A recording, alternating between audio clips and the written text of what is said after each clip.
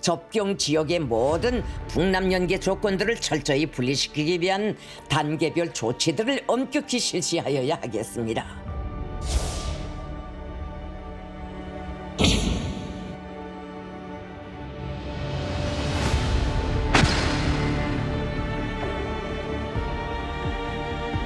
북한의 경의선, 동해선, 북측 구간 남북 연결도로 폭파는 남북 합의의 명백한 위반이며 매우 비정상적 조치로서 우리 정부는 이를 강력히 규탄합니다.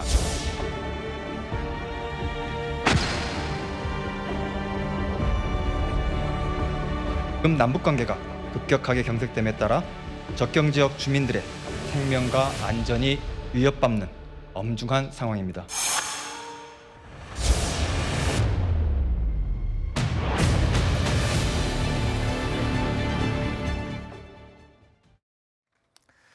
남북 육로의 완전 단절과 요새화를 선언한 북한이 결국 경의선 그리고 동해선 도로 폭파를 자행했습니다. 자, 엄유식 한국 국방안보포럼 사무총장과 이와 관련한 자세한 이야기 나눠보겠습니다. 안녕하십니까? 어서 오십시오. 자, 일단 북한이요, 영상으로 보신 것처럼 경의선 도로 그리고 동해선 도로를 폭파를 했습니다. 그런데 이 지점을 지도로 보면요, 바로 저 모습인데요. 폭파하는 장면, 가림막을 치고 그 뒤에서 폭약을 설치해서 폭발을 했습니다. 이 위치를 지도로 한번 살펴보면 군사분계선과 아주 가까운 곳입니다. 거기다가 이 폭파 장면을 김정은이 직접 와서 시찰을 한 것으로 또 알려지고 있고요. 또 한 가지 특징이 있습니다. 폭발 규모가 글쎄요, 남북 경협사무소 폭발할 때는 정말 처참하고 어마어마한 규모로 폭발이 났는데 그와 비교를 하면은 예상했던 것보다는 이렇게 특정 지점의 몇 군데에서 폭발을 하는 규모, 그러니까 크지는 않았던 것으로 보인다. 이런 걸 다 종합해 볼 때 뭔가 보여주기식 쇼를 한 게 아니냐, 이런 생각이 듭니다. 네, 맞습니다. 북한이 이제 어제 보여줬던 경의선 도로 또는 동해선 도로에 폭발하는 그 행위는 저 폭발로 인해서 기존에 소통이 되던 도로가 갑자기 기능을 상실하는 것이 아니라 이미 철로는 8월 달에 철로와 침목을 다 제거했지 않습니까? 그렇죠. 이미 기능을 상실했었고 도로도 실제 모양만 있었지 그 도로상으로 차량이 다닐 수 없는 그런 상태였습니다. 그러니까 이미 기능이 전혀 발휘될 수 없는 그 도로에서 정치적 선전적 목적을 통해서 특히 어제 그 폭발 지역은 정확하게 MDL에서 북쪽으로 10m 정도 지역이지 않습니까? 네. 그리고 우리 대한민국을 사진에 언론을 의식해서 그런지 모르겠지만 그 폭파하면 사진에는 개성을 안내하는 도로 표지판이 또 보였었고요. 네.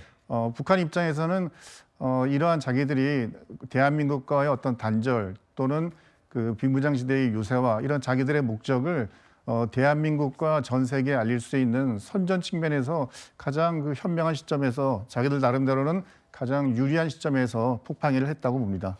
일단은 뭐 선전선동에 북한만큼 능한 이 집단이 없다라고 얘기할 정도로 보여주기, 쇼, 뭐 선전 뭐 이런 거는 굉장히 능하지 않습니까? 자, 그런 차원을 차치하고라도 하나 의미를 둘 만한 부분은 있습니다. 김정은의 아버지 때 설치한 것들, 그러니까 남북교류의 상징인데 사실상 이 상징들에 대해서 모두 사망 선고가 내려진 거나 다름없다, 이렇게 얘기를 하거든요. 그 상징에 대해서는 굉장히 의미를 둘 수 있을 것 같습니다. 아버지 세대를 부정한 겁니까? 어떻습니까? 맞습니다. 김정일, 그러니까 김정은의 아버지인 김정일이 북한 정권 잡고 있을 때 2000년 6.15 남북 정상회담을 통해서 이루어진 가장 대표적인 것이 경의선, 동해선, 철로도로 연결이지 않습니까? 그랬죠. 그 김정일의 업적을 한꺼번에 다 없던 것으로 만들어버린 거죠. 이번에 그렇죠. 김정은의 폭파 행위는. 이러한 행위는 단순하게 철로와 도로를 폭파했다는 것에만 그치는 것이 아니라 아버지 김정일 시대와는 달리 김정은이 직접 언급돼 있지만 통일 이런 거와는 상관없이 북한 나름대로 독립된 국가로서 살아가겠다. 이것을 공공연하게 물론 대외적인 선전도 마찬가지고 저러한 것들을 북한 주민들에게도 알림으로써 김정은 중심으로 북한 체제를 더욱 공고히 끌어가고자 하는 그런 의도라고 볼 수 있겠습니다. 네. 방금 언급을 했지만 김정은의 아버지 김정일 때 남북 교류의 상징으로 만들어진 그런 연결 도로였었죠. 어제 북한이 폭파한 경의선 지점은요, 지난 2007년 당시에 노무현 전 대통령이 도보로 군사 분계선을 건너서 직접 북한 땅을 밟았던 그런 의미 있는 장소이기도 합니다. 국민 여러분, 오늘 아주 중요한 일을 하러 가는 날이라서 가슴이 무척 설레이는 날입니다.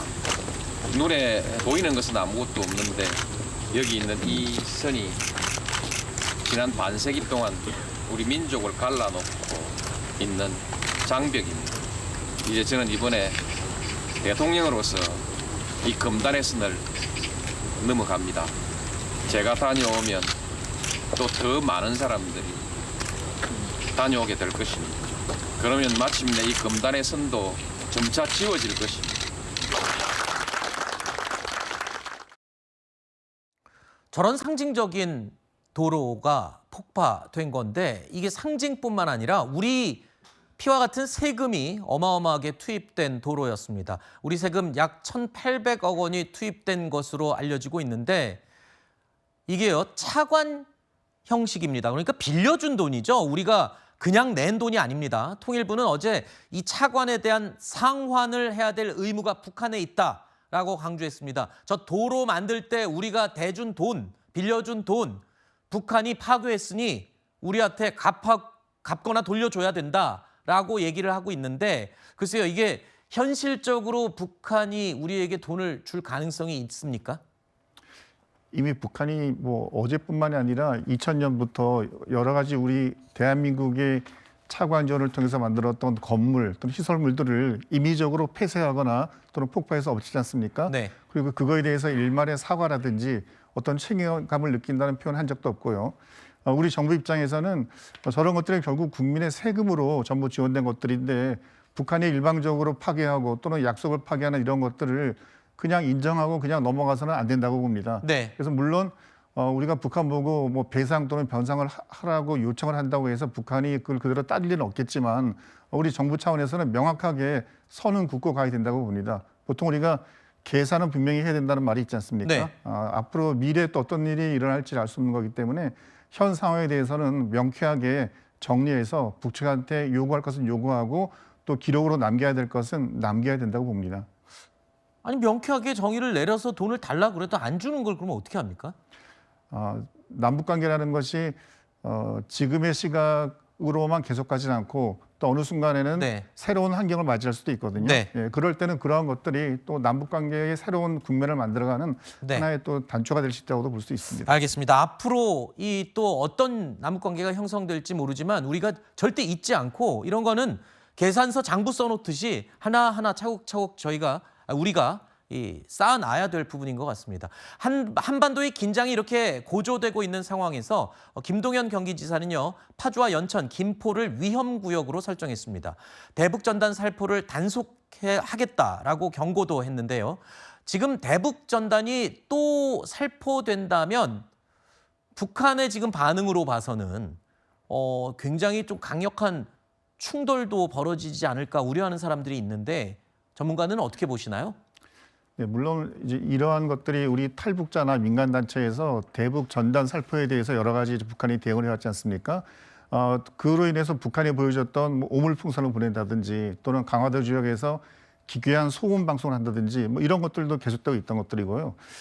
현 상황에서 우리 탈북자나 민간 단체에서 추가적인 전단 살포를 했을 때 물론 북한이 또 다른 뭐 심각한 대응이나 군사적 도발을 할 가능성도 있겠죠.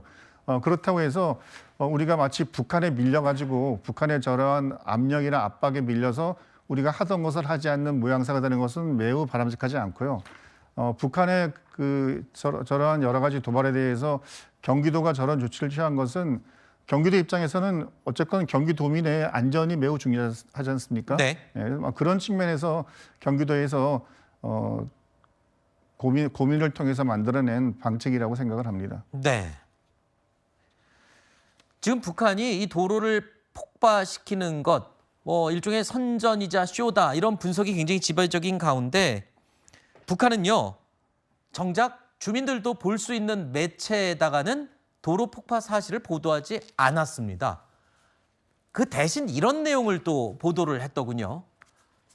노동신문 일면에 100만 명이 넘는 청년들이 입대를 탄원했다. 그러니까 나 군대 보내주세요라고 지금 나서고 있다. 뭐 이런 내용을 보도를 했다고 하는데 글쎄요, 이건 또 무슨 의도입니까? 저렇게 우리나 외부에는 보라는 식으로 저렇게 폭발을 하면서 주민들은 또 이렇게 공개를 안 했어요. 주민들에게는. 그러면서 엉뚱하게 또 군대 자원 입대를 원한다라는 내용을 대대적으로 보도했습니다.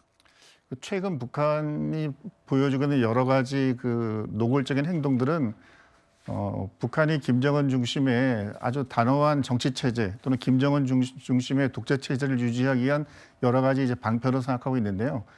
주민들에게도 김정은의 아버지, 북한 주민들 입장에서는 김정일에 대한 기억도 아직 남아있지 않겠습니까? 네. 그 김정일이 당시 2000년 당시에 굉장한 업적으로 주민들에게 알리고 교육을 했었는데 그것을 일거에 없애버리는 모습이 주민들에게 전파가 된다면 아하. 북한 주민들 입장에서는 의문을 할 수 있겠죠. 보면 네. 김정은 체제가 아버지 김정일 체제와 다른 건가라는 의문을 할 수 있기 때문에 아마 저런 것들을 주민들에게 알리는 것은 굉장히 조심했을 거라고 보여지고요. 네. 그리고 뭐 우리 입장에서도 북한이 저러한 그 여러 가지 뭐 언론을 통해서 청년들이 뭐 군 입대를 한다든지 이런 것들을 만들어서 북한을 어쩌면 이렇게 아주 그 전쟁이 언제 오더라도 싸울 수 있는 기운이 충만한 국가로 만들어가는 것 네. 이런 것들에 대해서 우리도 나름대로 경각심을 가지고 네. 북한의 저러한 행동들이 추가적인 어떤 도발로 연결되는지 이에 대해서 감시 또는 네. 뭐 군사 대비 태세를 더 강화해야 될 것으로 봅니다. 알겠습니다. 자, 북한의 도로 폭파와 관련된 그리고 또 최근의 움직임에 대해서 살펴봤습니다. 오늘 나와주셔서 고맙습니다.